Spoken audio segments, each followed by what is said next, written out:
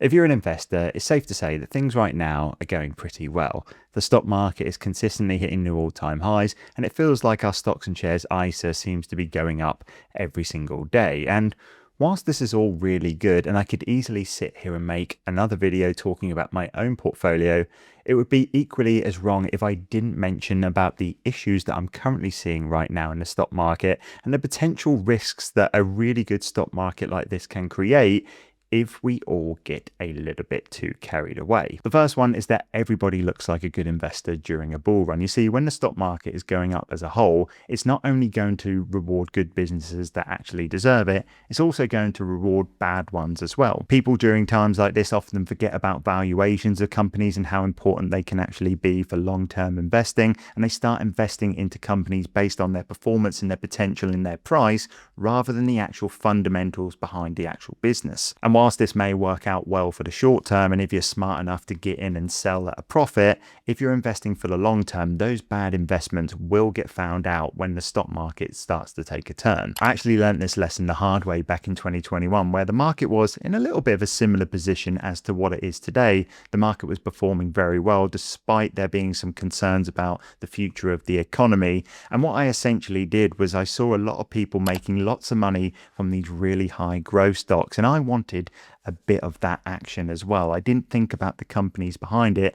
I just wanted to make a lot of money in the stock market. And what I ended up doing was investing into a vegan ready meal company called Tattoo Chef. I invested £3,000 into this company, not because I thought that nobody would ever go out to eat after lockdown, not because I thought vegan ready meals were going to be the future, all because I wanted to invest some money and I wanted to get a really quick return, and I wanted to make lots of money off that single investment. I didn't know really that much about that investment. All I wanted to do was actually make money. And I have to say, at the start, things were actually going pretty well, because at the end of the day, we were still in a bull market. I think the stock went up around 50% in just a couple of months. And this could have been a really good opportunity for me to actually sell some of the profits of that investment and move it back into my diversified fund, because that was my strategy at the time.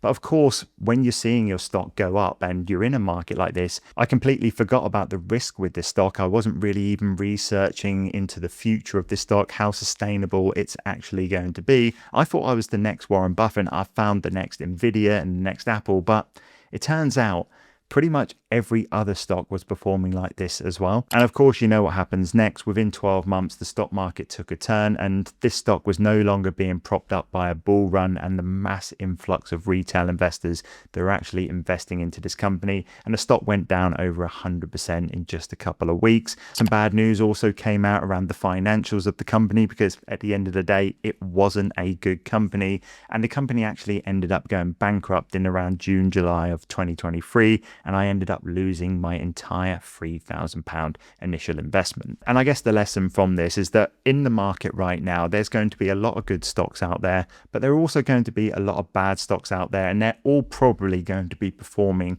quite well. So if you are looking to invest into companies, do not invest based on just performance alone. Make sure you understand the company that you're actually investing into, instead of just investing based on the price, because at the end of the day, we could call that either trading or maybe even borderline gambling. That is not what long-term investing is all about. The next lesson is that risk will always exist when investing, no matter how easy it feels. Now, for this one, I actually want to share a post that I saw on Reddit the other day, and it said, "My portfolio touched 300% today. ETFs are like savings accounts. Individual stocks will get you rich, especially with Trump." Now, for me, this sums up exactly the mindset that this market has started to create, and it's very, very worrying. Now, I will say there is absolutely nothing wrong with being up 300%. That's, of course, a very good achievement. But the thing I will say is that none of this will be sustainable for the long term. And for me, it just seems like a lot of people are starting to forget that. Now, going back to 2021, I once again learned the hard way, because I completely forgot about risk altogether. Alongside my investment into Tattoo Chef, I also invested into Disney stock, which was classed as a growth stock at the time.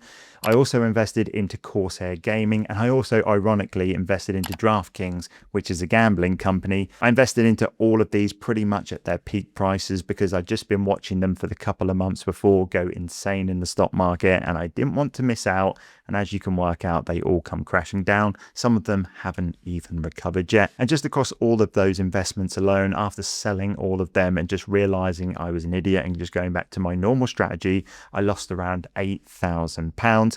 Just for context, if I would have just stuck with my original strategy, investing into my diversified fund, I'd be around £20,000 better off in my investing portfolio right now. I do want to just clarify that I'm not sitting here saying that nobody should be taking risks in the stock market and everybody should just be investing into a diversified ETF. That's definitely not the case here. People should be taking risks when it comes to their investing. The only key thing that people do need to remember is that they need to manage their risk. And one of the best ways that they can do that is through proper diversification, which I do think is the next thing that people do seem to forget about during a bull run. And this is such a big mistake to make because honestly, for me, when it comes to building long-term wealth and you want to do it sustainably, the three main things that I would really be focusing on is number one, investing as early as possible. Number two, investing as consistently as possible. And then number three, and probably the most important of them all, that is staying diversified. I will say this is why I do now favor the global ETF route rather than going any other way, because my investments are going to be automatically rebalanced based on how well each economy is actually doing. I know my returns aren't optimal, and I know I could be making a lot more money in the stock market if I was to take a little bit more risk. But this is what I'm comfortable with doing with my investment. It helps me invest more money because it gives me the confidence, and it actually helps me sleep a little better at night as well. So what are some of the things that we should be doing in a bull market like this to protect ourselves for when things do actually pull back? Well, the first thing is to not stop investing. You see, if you are investing within a diversified portfolio and you're investing for the long term, most of the time, the price that you're investing at today isn't going to matter 10 years from now. Of course, like I mentioned at the start of the video, there's going to be some stocks out here right now that are completely overvalued